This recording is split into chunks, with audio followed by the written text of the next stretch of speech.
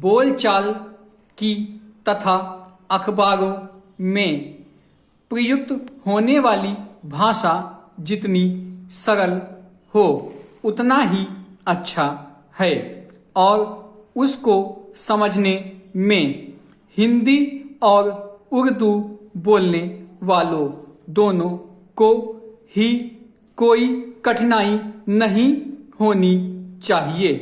वही भाषा ठीक चलेगी।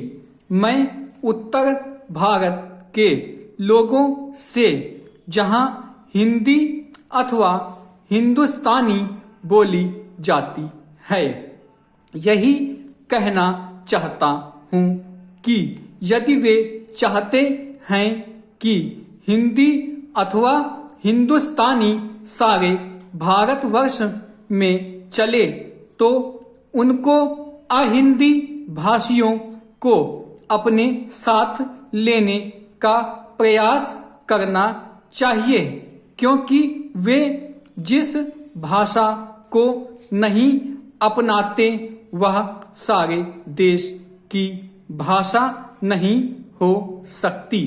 कभी कभी अहिंदी भाषी भी हिंदी में लिखने का प्रयास करते हैं।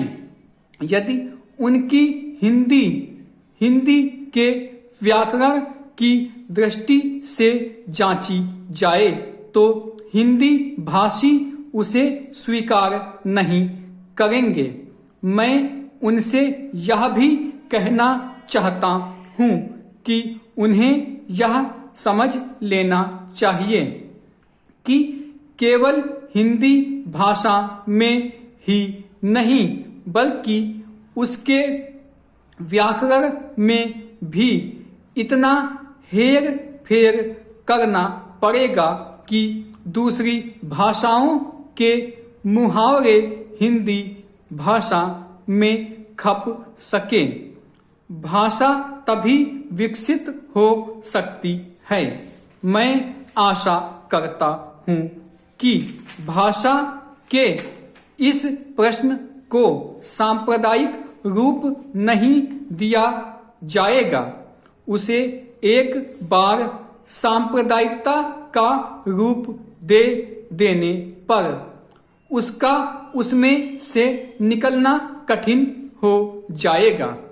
इसलिए आवश्यकता इस बात की है कि हम इस प्रश्न को सांप्रदायिकता से परे केवल एक भाषा के रूप में देखें और भाषा का अर्थ यह है कि अपनी भावनाओं और अपने विचारों को उसी के द्वारा दूसरों तक पहुंचा सकें।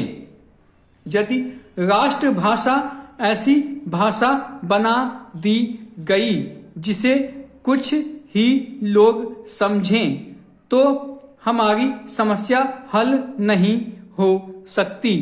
हमें संकीर्ण विचारों से दूर रहना चाहिए।